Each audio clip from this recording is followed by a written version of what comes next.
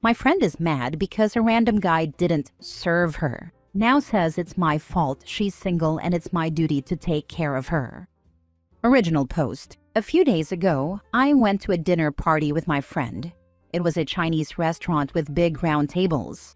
We sat around a table with about 10 people. She found one guy there attractive. He was a friend of a friend, so they didn't know each other, and she wanted his attention. The guy was chatting with his friend. My friend walked, waved, and stopped their conversation, asking him to get some extra tableware for her. The guy called a waitress and said, "Please get some tableware for that lady." Then he told my friend, "I ordered the waitress to bring it for you." After that, he continued chatting with his friend. Then my friend started her endless complaints. She said the guy was ridiculously impolite. I asked her why. She said the guy was too rude for not serving her himself. He did not go to get the tableware for her, but instead stayed seated and ordered the waitress. She was also angry that the guy kept chatting with his friend, as if she wasn't important. My friend always thinks she's very beautiful, but clearly not every man finds her attractive. Now for the top comments before reading the updates. Did this guy even work there? No, the guy was also attending this party with his friend.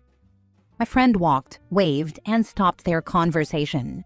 This approach already sounds entitled. If someone were to do this to me, I would have done the same thing. Even queens have more manners and etiquette than this, so your friend is not an exception. Also, she assumed he was single and interested in women. Also, since this would be something you'd normally ask someone who actually worked at the restaurant to get.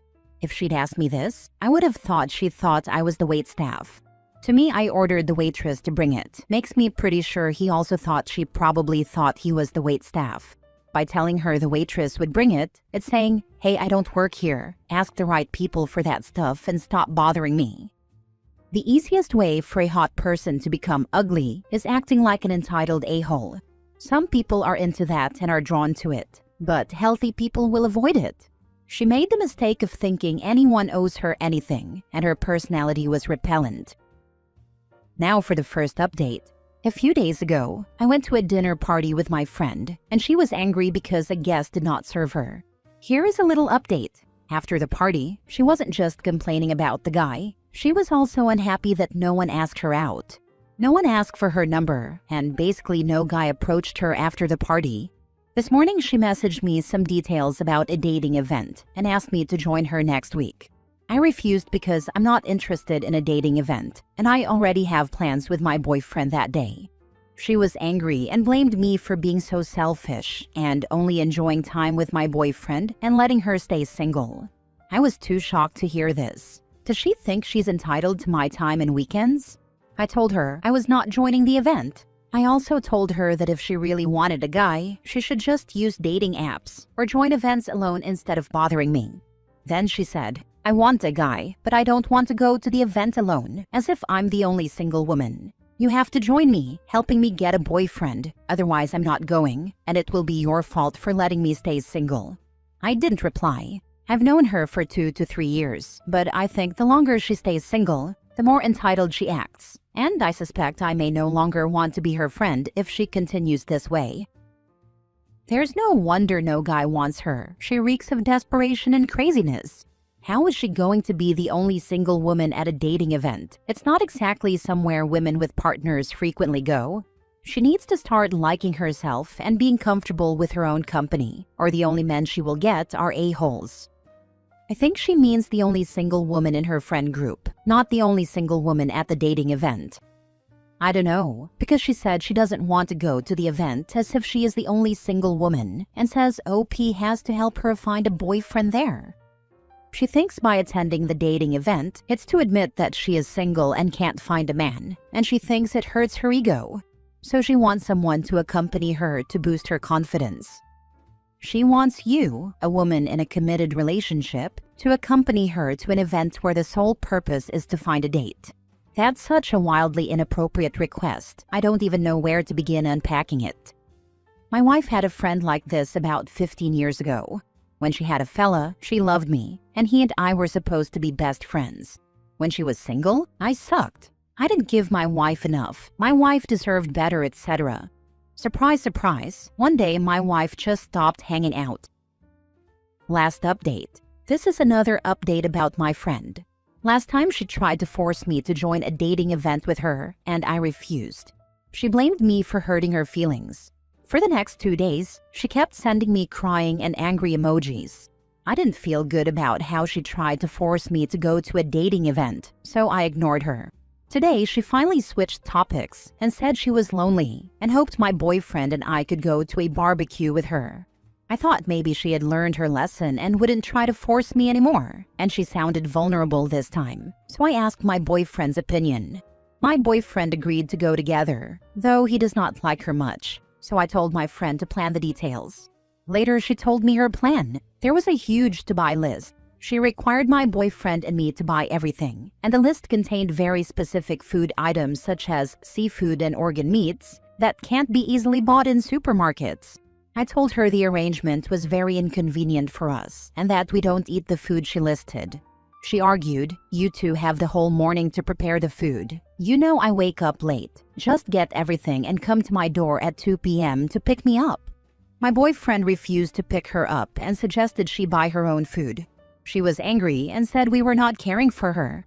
My boyfriend argued that it was not our responsibility. She said, "I am single, so of course it's you two's duty to take care of me." I told her, "We are not going to the barbecue. Please enjoy your time," and ended the conversation. I don't think she is a friend anymore. Why are you still talking to this person and how old is she? Feels like she is a teenager. No, she is almost 40. For Pete's sake, you should have blocked her last week. Why is OP even entertaining this person? She sounds ludicrous. Block and move on with your life. This person is not rational. Yeah, I tried to distance myself from her, but when she sounds fragile, such as saying, "I am lonely," or "You are my only friend," I feel guilty about leaving her alone. But now I see why other friends left her. Tell her she's lonely because she drives everyone away by demanding they serve her and meet her needs like an entitled queen. That she's a grown adult, and it's not anyone else's job to take care of her, and she needs to be a friend to others to have them want to be friends with her, including accepting that she doesn't get to force people to do what they don't want to do. Then let her know this friendship doesn't work for you anymore and block her. Or just block her. Next story. Is it wrong to kick my friend out of my home because she requires and will be getting a service dog? Important legal information here, and I'll keep this brief. I co-own a 2-bedroom house with my sibling, who does not live in the property but I do. We agreed that I could rent out the 2nd bedroom. I chose to rent to a friend well below market value, nearly half price since I know her. I'm from the UK, and this is important because legally my friend is not my tenant. She is what the law considers a lodger, because I live in the property, which makes me a live-in landlord, and certain laws do not apply to live-in landlords that would otherwise apply to regular landlords. One of these laws is that I don't need to accept an assistant's dog in my home because we share intimate living quarters such as the living room, kitchen, bathroom, etc. I am not an animal person, and my friend, and pretty much everyone who knows me, knows this. I have absolutely nothing against service animals and respect them greatly. I've always known about my friend's medical condition and never had an issue with it. She admitted that the need for a service dog was unexpected, as her condition had worsened, and neither of us saw this coming. My issue isn't a service dog itself, because I know they are brilliantly trained. My issue is a service dog off duty, which it inevitably would be in my home, and would behave more or less like a normal pet. Yes, service animals have moments when they are off duty and get to relax and behave like normal dogs. What I don't want is a dog off duty in my home, doing normal dog things like shedding, licking my couch, or attempting to interact with me. I want control over my own space, and I don't like chaos. So I have chosen to end our lodger agreement with appropriate notice. My friend is understandably upset, but this is the only option that keeps my home sane and does not force me to live with an animal I do not want. My sibling is neutral and has left the choice up to me. I'm just going to add, for anyone who's concerned, that my friend isn't going to be homeless. She will move in with her parents, which is less than ideal, but she will not be on the streets. And yes, I do accept the consequences that this could end our friendship. It wasn't an easy choice, and I still feel awful. So, am I in the wrong here? Edit. Since I've seen some comments asking, appropriate notice in my case means that, legally, I must provide 28 days, and I have given double that, so she isn't moving out during Christmas. Also, people seem to be confused about the legalities and assume this is illegal, and it's not. Lodger rights and tenant rights are different in the UK. This isn't a legal issue, it's simply a moral one, and I appreciate both sides of the argument. Doing normal things like shedding.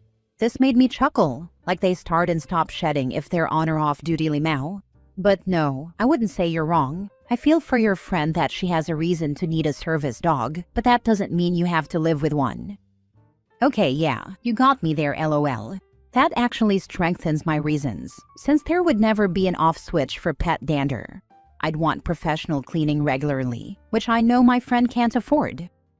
This, you'd let your friend stay if they could foot a professional cleaning bill.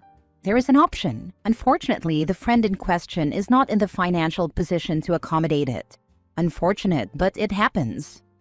No, I say this as a person who loves dogs and wishes I could bring mine with me pretty much everywhere.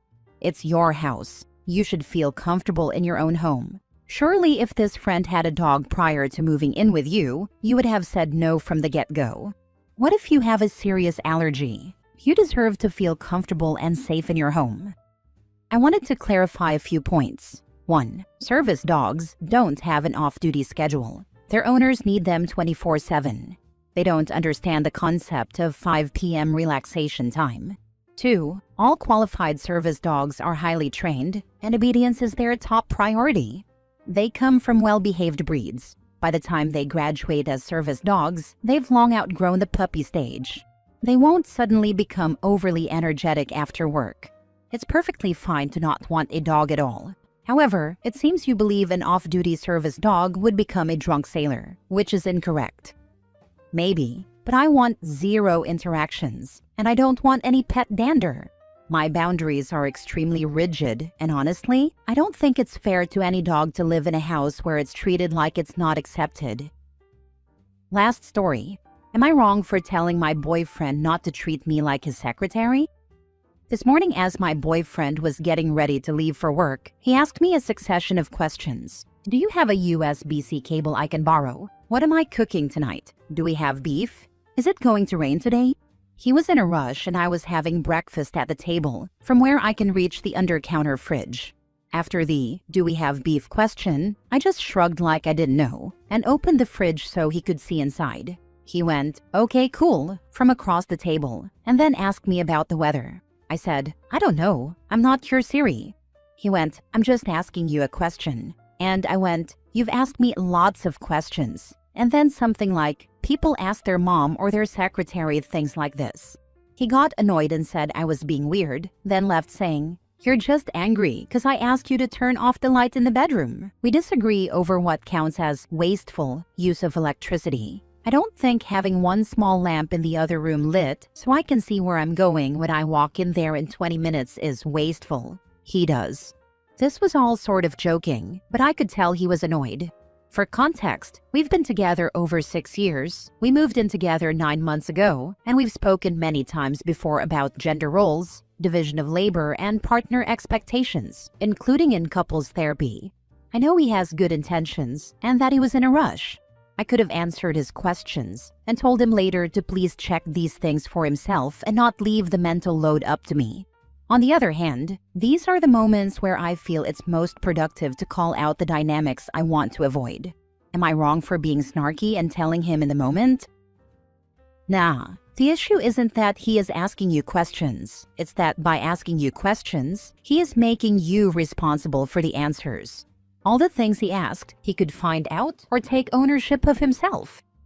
For what it's worth, my partner used to do this to me, and we've had a few conversations about how it makes me feel responsible for everything, and yes, carrying the mental load. It's still a work in progress, but I remind him he is a smart guy and can figure it out. Thanks for weighing in. I suppose it's a similar work in progress situation for us, but I got a bit impatient with it this morning. From the comments, it would seem that doesn't happen to anyone else.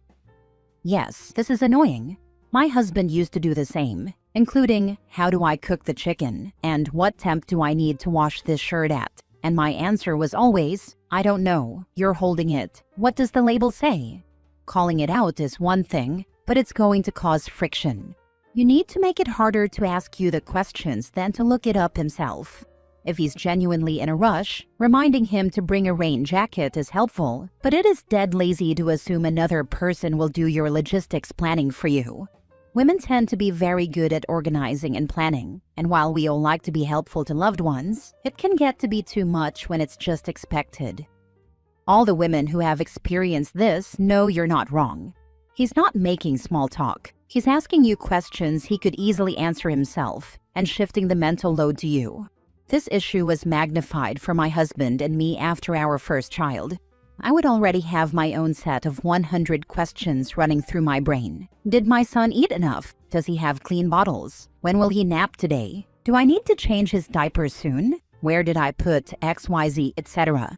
If my husband said something like, do I need a jacket? Is it cold outside? It was enough to make me flip.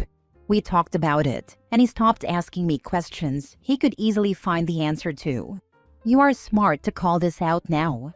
Maybe your tone was poor, but overall not wrong. Thanks for sharing. I often think about how having kids would affect our relationship dynamic. I'm glad you could talk it out and your husband was receptive to it. Yep, this is the dynamic I have with my partner. 17 years. I've had enough of being the project manager for both our lives.